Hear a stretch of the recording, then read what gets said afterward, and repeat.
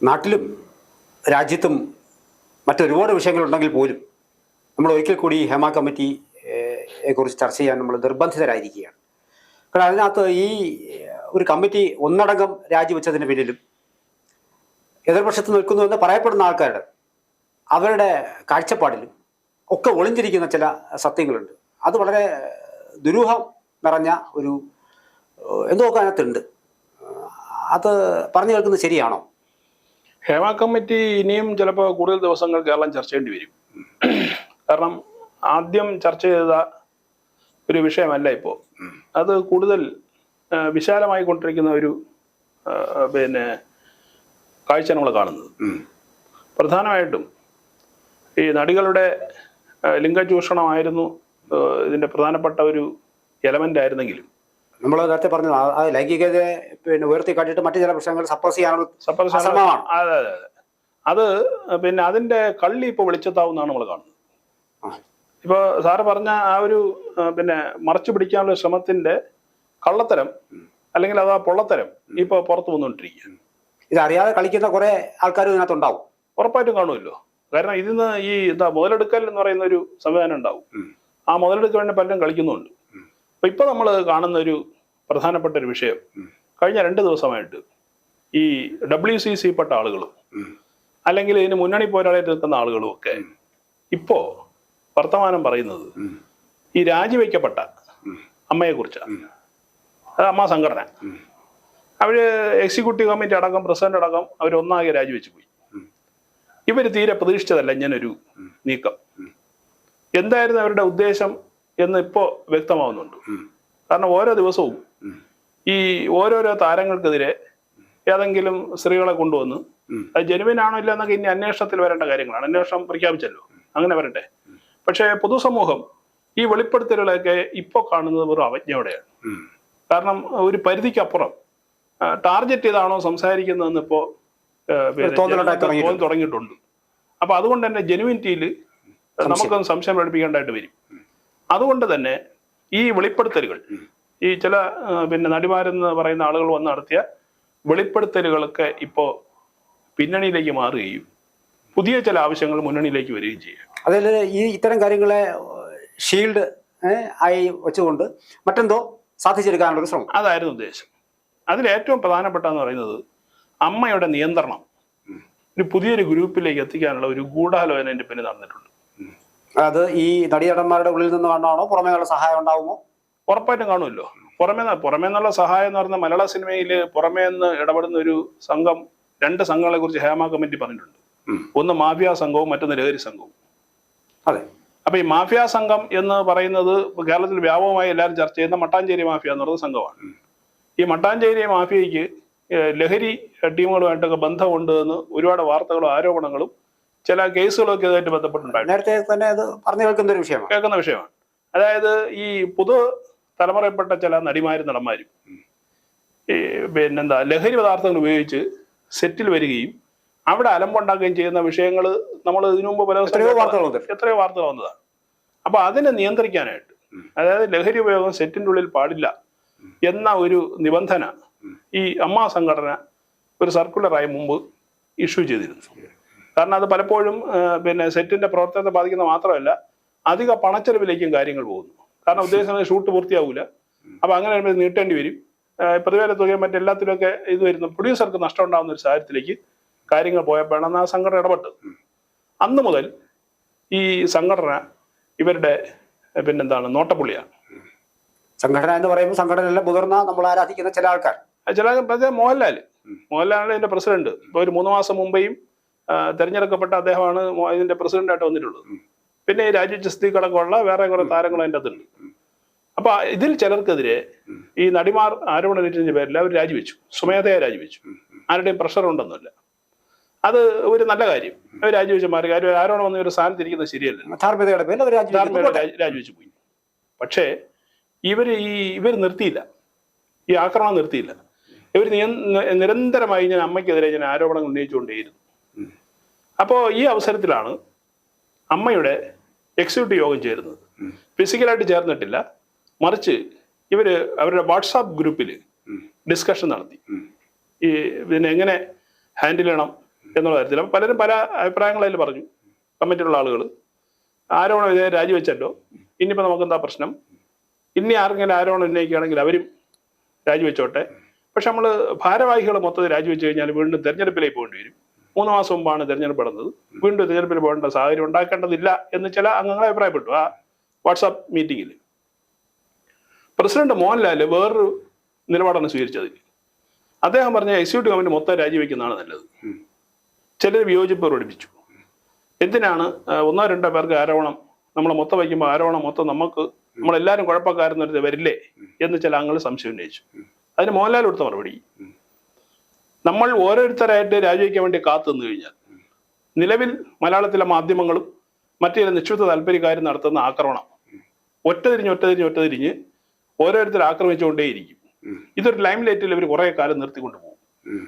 അമ്മയിലെ ചില അംഗങ്ങളിലൊക്കെ അപ്പോൾ അമ്മ എന്ന് പറഞ്ഞ സംഘടനയെ ഇത് വളരെ മോശമായിട്ട് പൊതുസമൂഹത്തിൽ ചിത്രീകരിക്കാൻ കാരണമാകും.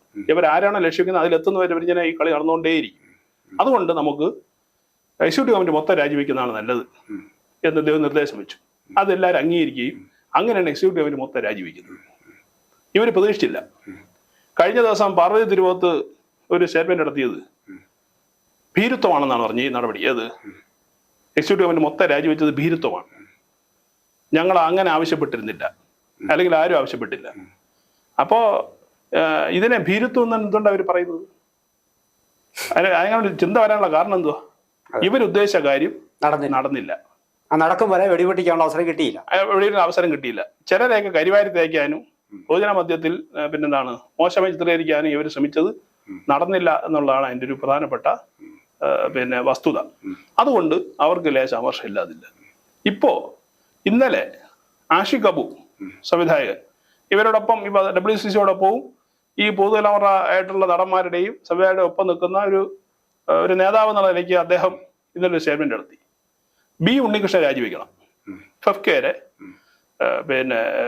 എന്താണ് പ്രസിഡന്റ്. ഫെഫ്കയും അമ്മയും ഈ പ്രശ്നമായിട്ടൊന്നും ഇല്ലല്ലോ, ഒരു ബന്ധമില്ലല്ലോ. എന്തിനാണ് ഒരു പുതിയ ആവശ്യങ്ങൾ ഉന്നയിക്കുന്നത്? അപ്പോ ഇവരുടെ ലക്ഷ്യം എന്ന് പറയുന്നത് ചില വ്യക്തികളായിരുന്നു.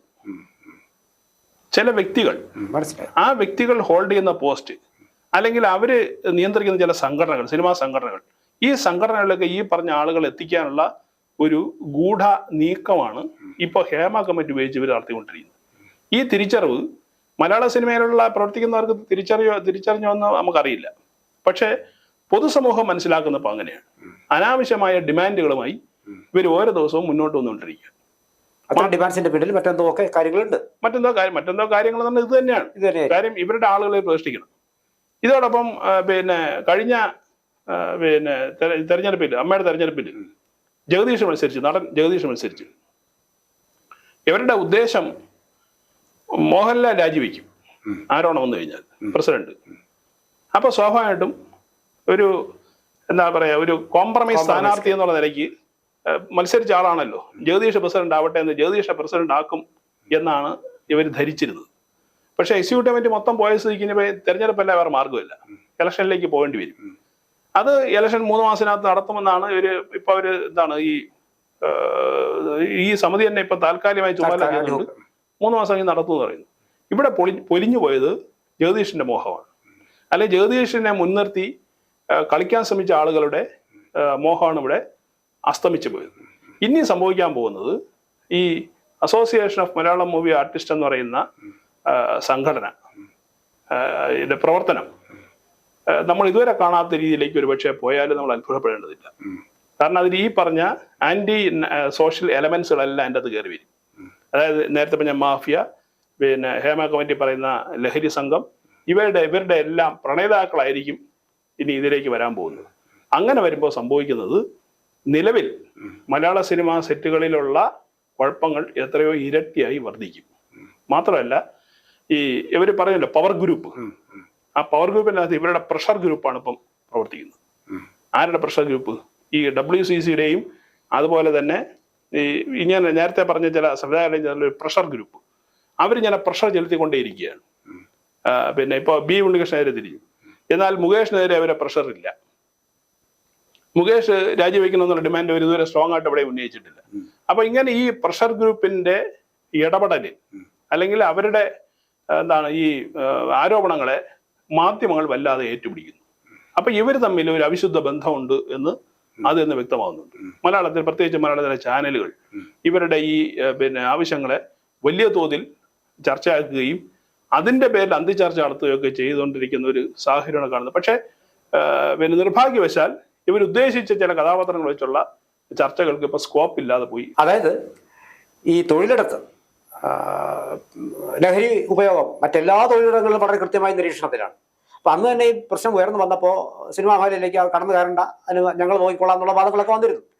ശക്തമായി ഇത്തരം കാര്യങ്ങൾക്കെതിരെ നിലപാടെടുത്തിരുന്ന ഒരു നേതൃത്വമായിരുന്നിരിക്കാം ഇപ്പോൾ ഉണ്ടായിരുന്നത്. അവരായിരിക്കാം പെട്ടെന്ന് രാജിവെച്ച് ഒഴിഞ്ഞു പോയത്. അപ്പൊ അവരൊഴിഞ്ഞു പോയാൽ സ്വാഭാവികമായിട്ടും സ്ത്രീ സുരക്ഷ എന്നുള്ള പ്രശ്നങ്ങളൊക്കെ ആർക്കും എതിരില്ല. അവർക്ക് എല്ലായിടത്തും എല്ലാ മരുന്നും കിട്ടണം. അതിന്റെ പ്രശ്നങ്ങൾ ഉണ്ടായിട്ടുണ്ടെങ്കിൽ അതിനെ പരിഹരിക്കണം. നീതി ന്യായമായി തന്നെ അതിനകത്ത് നിയമപരമായ രീതിയിൽ കൂടി എല്ലാം ശരിയാണ്. പക്ഷേ ഈ നേതൃത്വം ഒഴിഞ്ഞു പോകുമ്പോൾ വാസ്തവത്തിൽ അതൊരു ഹിഡൻ അജണ്ട ആയിക്കൂടാ എന്നില്ല എന്നാണ് താങ്കൾ പറഞ്ഞു വരുന്നത്. തീർച്ചയായിട്ടും. മാത്രമല്ല, ഇപ്പൊ സാറ് സൂചിപ്പിച്ചല്ല, ഈ ലഹരിയാണെങ്കിൽ പോലീസ് ഇടപെടണം. പോലീസ് ഇടപെട്ടിട്ടുണ്ട്, പോലീസ് ഇടപെടാൻ ഇരുന്നിട്ടില്ല. 2015 ഒരു കേസ് ഞാൻ ചൂണ്ടിക്കാണിക്കാം. 2015 ഇതേ നേരത്തെ പറഞ്ഞ പ്രശ്നം, സെറ്റിൽ ഈ ലഹരി പദാർത്ഥം ഉപയോഗിച്ച് വരുന്നതായിട്ട് ബന്ധപ്പെട്ട് ആ പ്രൊഡക്ഷൻ ആയിട്ട് ബന്ധപ്പെട്ട ആളുകൾ പോലീസിൽ പരാതിപ്പെട്ടു. കൊച്ചിയിലാണ് സംഭവം. അപ്പൊ അങ്ങനെ പോലീസ് അന്വേഷിക്കുകയാണ്. നിശാന്തിനെ IPS ആയിരുന്നു അന്വേഷണം ചുമതല. അന്ന് ആഭ്യന്തരമന്ത്രി രമേശ് ചെന്നിത്തല. ഈ അന്വേഷണം, ഇവരുടെ അന്വേഷണം പോയി ചെന്നത് ഇപ്പൊ മുൻനിരയിൽ നിൽക്കുന്ന ചില ആളുകൾ എന്ന് പറഞ്ഞാല് മുൻനിരയിൽ നിൽക്കുന്ന ചില സംവിധായകനും ഭാര്യ ഭർത്താക്കളായിട്ടുള്ള സിനിമ മേഖലയിൽ നിൽക്കുന്ന ആളുകൾ, അവര് നടത്തുന്ന റെസ്റ്റോറന്റ് കൊച്ചിയിൽ, അവിടെയാണ് നിശാന്തിന് അന്വേഷണം ചെന്നത്. അപ്പൊ അത് അവിടെ റെയ്ഡും മറ്റു കാര്യങ്ങൾ നടക്കുമെന്ന് അറിഞ്ഞപ്പോ രാജ്യരാമായനെ ഈ നിശാന്തിനെ തൃശ്ശൂരേക്ക് മാറ്റി സഹായിച്ചു കൊടുത്തു രമേശ് ചെന്നിത്തല. അപ്പൊ പിന്നെ എങ്ങനെ പോലീസ് അന്വേഷിക്കും? പോകില്ലല്ലോ. നമ്മൾ പോലീസിനെ കുറ്റമായിട്ട് കാര്യമില്ല. പിന്നെ ഇപ്പോഴത്തെ ഒരു നടൻ, എന്താണ് ഷൈൻ ചാക്കോ എന്ന് പറയുന്ന നടൻ, അദ്ദേഹത്തിന്റെ പ്രശ്നം ആദ്യം കൊക്കൈൻ കേരളത്തിൽ ഉപയോഗിക്കുന്ന കേസ് വരുന്നത്, കൂടെ 4-5 പേരെയും അന്ന് പോലീസ് പിടിക്കുകയും അറസ്റ്റ് ചെയ്യുകയും സംഭവിച്ചു. ആ കേസ് പിന്നെ എന്താണ് വഴിയെ തേഞ്ഞു മാഞ്ഞ് അങ്ങ് പോവുകയും ചെയ്തു. അപ്പോ ലഹരി എന്ന് കൃത്യമായിട്ട്, മാത്രമല്ല അതിനുശേഷമാണ് ഈ മാഫിയ സംഘങ്ങൾ സെറ്റുകളെ നിയന്ത്രിക്കാൻ തുടങ്ങിയത്. കാര്യം പോലീസിന്റെ ആക്സസ് അവർക്ക് വലിയ ബുദ്ധിമുട്ടുണ്ടാകുന്നു. അപ്പൊ അതുകൊണ്ട് തന്നെ മാഫിയ സംഘങ്ങൾ ഇവർക്ക് ഒരു കവറപ്പ് കൊടുക്കാനുള്ള പരിപാടിയും തുടങ്ങി. ഇങ്ങനെയാണ് ഹേമ കമ്മിറ്റിയിൽ ഈ രണ്ടും പരാമർശിക്കപ്പെട്ടത്. അപ്പൊ ഈ നടിമാര് തന്നെയല്ലേ പറഞ്ഞിട്ടുണ്ടാവുക? നടിമാര് തന്നെ ആയിരിക്കുമല്ലോ പറഞ്ഞത് അതിനകത്ത് ലഹരിയുടെ പ്രശ്നമുണ്ട്, മാഫിയ ഗുണ്ടാ സംഘങ്ങൾ നിയന്ത്രിക്കുന്നത് ഇവര് പറഞ്ഞുകൊണ്ടാണല്ലോ കമ്മിറ്റിയിൽ റിപ്പോർട്ട് ചെയ്യപ്പെട്ടത്. മാത്രമല്ല ഇപ്പൊ എല്ലാ കാര്യങ്ങളും പുറത്തു വിടേണ്ട ആവശ്യമില്ലെന്നും കൂടി ചില വാദങ്ങൾ പുറത്തു വന്നിട്ടുണ്ട്. അത് പറഞ്ഞിരിക്കുന്ന രേവതിയാണ്. എല്ലാ പേജ് വിടേണ്ട അത്രേ. ഇവരെ തന്നെ അന്വേഷണം ആവശ്യപ്പെടുകയും ചെയ്തു. ഇപ്പൊ നേരെ തിരിച്ചു പറയുകയും ചെയ്തു. അപ്പൊ ഇതിനൊക്കെയുള്ള ധാരാളം ദുരൂഹതകൾ, ഇത് മലയാള പൊതുസമൂഹത്തിനെ വിഡ്ഢികളാക്കുന്ന തരത്തിലേക്ക് കാര്യങ്ങൾ പോകുന്നുണ്ടോ എന്നൊരു സംശയമുണ്ട്. നിങ്ങൾക്കൊരു പ്രശ്നമുണ്ടായി, ആ പ്രശ്നം സർക്കാരിനെ ശ്രദ്ധയപ്പെടുത്തി, സർക്കാർ ഒരു കമ്മിറ്റിയെ കോൺസ്റ്റിറ്റ്യൂട്ട് ചെയ്തു. ആ കമ്മിറ്റി കാര്യങ്ങൾ വിശദമായിട്ട് പഠിച്ചു, റിപ്പോർട്ട് കൊടുത്തു. ആ റിപ്പോർട്ട് വെളിയിൽ വന്നു. അതിന്റെ തർക്കങ്ങളും വിവാദങ്ങളും കൊണ്ട് അവിടെ നിൽക്കട്ടെ. പക്ഷെ ആ വന്ന റിപ്പോർട്ടിന്റെ മേലെ നിങ്ങൾ എന്തിനാണ് അനാവശ്യമായ മറ്റ് കാര്യങ്ങളിലേക്ക് തിരിച്ചുകൊണ്ട് പോകുന്നത്? അപ്പൊ നിങ്ങളുടെ ഇന്റൻഷൻ ശരിയായില്ല, ഇത് ശരിയായില്ല. അപ്പൊ നിങ്ങളുടെ ഇന്റൻഷൻ ശരിയല്ല. നിങ്ങൾ ആവശ്യപ്പെട്ടത് സർക്കാർ ചെയ്തു. ഇപ്പൊ ഒരു സ്പെഷ്യൽ ടീമിനെ കോൺസ്റ്റിറ്റ്യൂട്ട് ചെയ്തു. ആ സ്പെഷ്യൽ ടീം അന്വേഷിക്കും. നിങ്ങൾക്ക് ഇനി പറയേണ്ട കാര്യങ്ങളെല്ലാം അവരോടൊപ്പം പറയാം. നിങ്ങൾക്ക് കയ്യിലുള്ള തെളിവുകളെല്ലാം അവർക്ക് കൊടുക്കാം. സ്വാഭാവികമായിട്ടും മാതൃകാപരമായ ഇന്ത്യൻ നിയമവ്യവസ്ഥ അനുസരിച്ചുള്ള ശിക്ഷ ഇവർക്കെല്ലാം കിട്ടുകയും ചെയ്യും. അതിന് തർക്കമൊന്നും വേണ്ട. പക്ഷെ അതിനിടയിൽ ഈ ഉണ്ണികൃഷ്ണൻ രാജിവെക്കണം, അല്ലെങ്കിൽ മറ്റൊരു രാജിവെക്കണം, അവർ ചെയ്യണം, ഇത് ചെയ്യണമെന്ന് പറഞ്ഞു കഴിഞ്ഞാൽ ഇവരുടെ അജണ്ടകൾ ഒന്നല്ല, ഒന്നിലധികമാണ് എന്നർത്ഥം. ആ ഒരു കുത്തിത്തിരിപ്പാണ് മലയാള സമൂഹം തിരിച്ചറിയേണ്ടത്.